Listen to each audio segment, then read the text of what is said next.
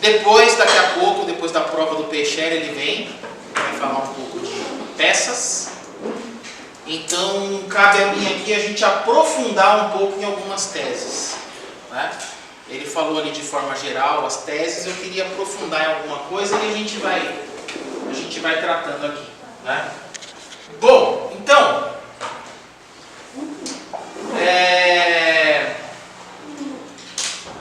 crime.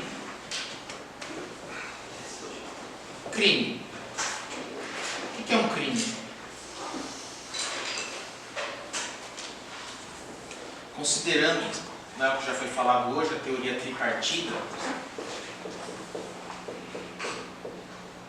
fato típico, ilícito antijurídico e culpável para quem adota a teoria tripartida.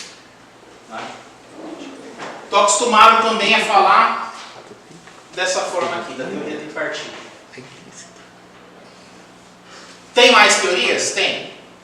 Tem qual? Tem a bipartida, né? Que crime é fato típico e ilícito e a culpabilidade é um pressuposto para a aplicação da pena. Tem mais alguma? Tem. Tem a quadripartida. A quadripartida vai falar que crime é fato típico, ilícito, culpável e punível. Tem também? Tem. Tem. Se a gente procurar direitinho, acha até uma teoria aí quadripartida. Mas vamos ficar aqui na tripartida. E vamos lá acompanhando o raciocínio que o professor Rodrigo fez de manhã. Fato típico, ilícito e culpável. O que o fato típico ele diz para a gente? Diz que o fato, né, ele se enquadra com a norma descrita no Código Penal ou uma lei penal, né? Depois disso a gente passa para uma análise da ilicitude, para ver se esse fato que tem tipicidade, se ele é ilícito. Se ele for ilícito, então a gente analisa a culpabilidade. Então, todo fato típico, a gente inicia o raciocínio acreditando que ele seja ilícito. Por quê? Porque ele já está descrito na norma dessa forma. Então, todo fato típico, a gente parte de uma presunção de que ele seja ilícito. Então, qual que é o fato típico? O fato típico é que alguém matou alguém. Então, a gente presume que ele seja ilícito. Ele não será se tiver uma das excludentes aqui. Quais são as excludentes? Legítima defesa, estado de necessidade,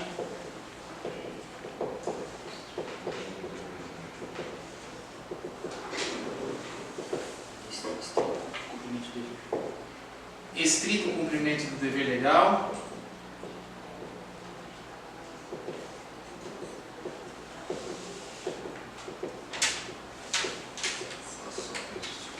e o exercício regular do direito.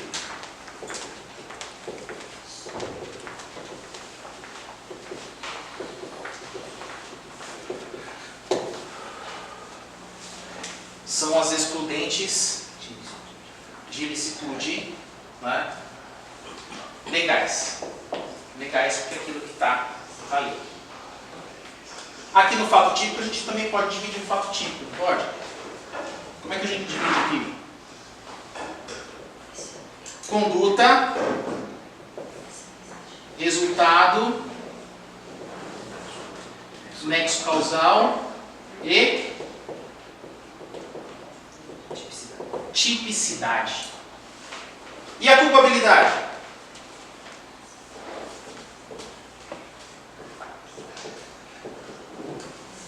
Imputabilidade, potencial, consciência da ilicitude e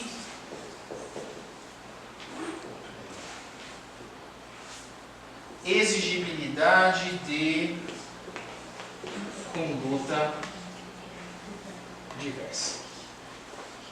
Então, dessa forma, a gente já abre aqui a teoria do crime, né, inicialmente aqui. Dá para destrinchar ainda mais cada um desses itens aqui.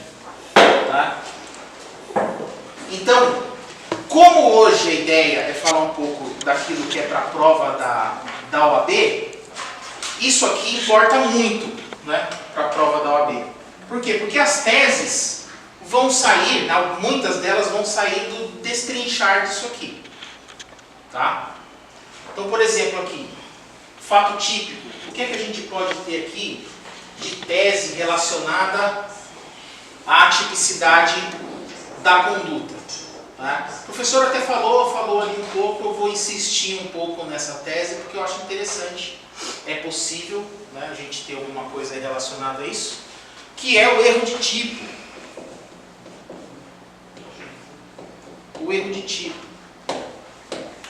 Uma tese que eu acho bem interessante, o funcionamento dela é bem interessante. Pode ser, né, que apareça algo nesse sentido. Por quê? Porque a ideia, mais ou menos, da prova também, é pegar aquele povo que vai naquela conversa de que penal é mais fácil. Então eu vou fazer a prova de penal porque penal é mais fácil. Né? Aí você cai numa tese dessa aqui, se exigir uma tese dessa aqui, pode complicar um pouco a sua vida. Né? Se não for aquele cara que gosta muito e está ali dentro do assunto. Tá?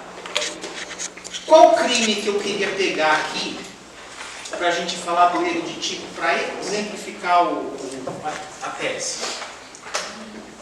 O estupro de vulnerável.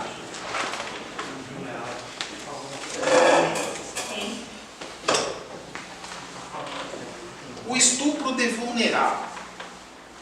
Eu acho que é interessante a gente trabalhar com essa tese, exemplificando no estupro de vulnerável. O que a gente tem no estupro de vulnerável? Nós temos aqui, né?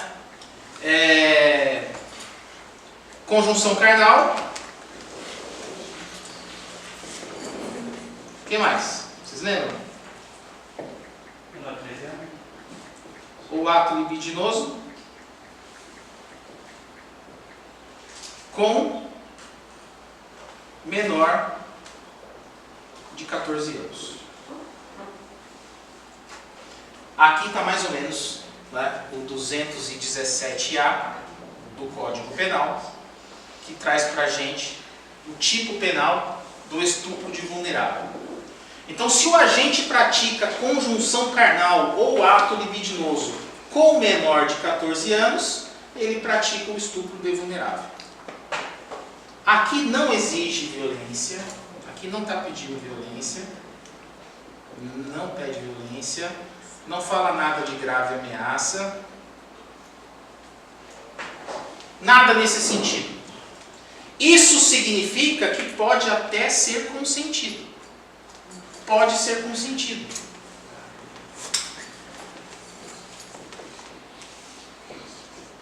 Pode ser consentido. Como assim? O menor de 14 anos consentiu com o ato. Ô mestre, sim. Se for maior que 14, mas está dopado e inconsciente. Também entra na ideia da vulnerabilidade. Também entra. Eu vou focar na idade. É que a ideia aqui é focar na idade, mas sim. É a idade, a questão de, por alguma substância, estar inconsciente, não conseguir expressar o consentimento, ou até por uma enfermidade, doença mental também.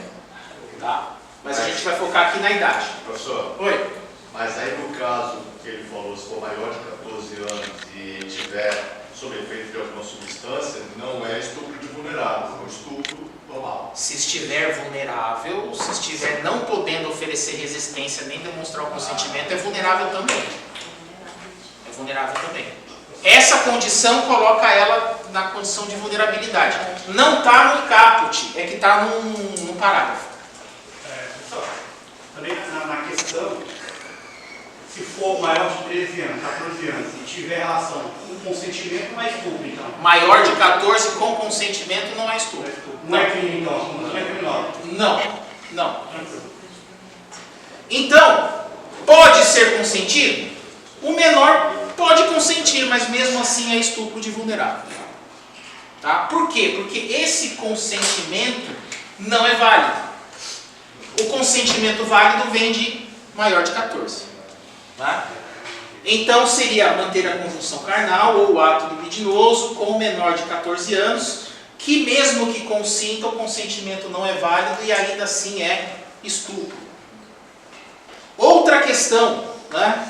Ah, mas o menor de 14 não era mais virgem.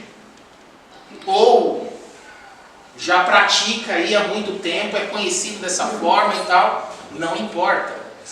Não importa. O que importa aqui são os 14 anos, a idade. Se for menor de 14 anos, ainda é estupro de vulnerável. Então, por que essa tese? Porque a gente pode usar o erro de tipo, se por acaso aparecer assim na prova, como uma tese de defesa para a gente escapar aqui do estupro de vulnerável. Como que seria isso? Como é que funciona? Esses casos surgem quando a vítima que é menor de 14 mente a idade.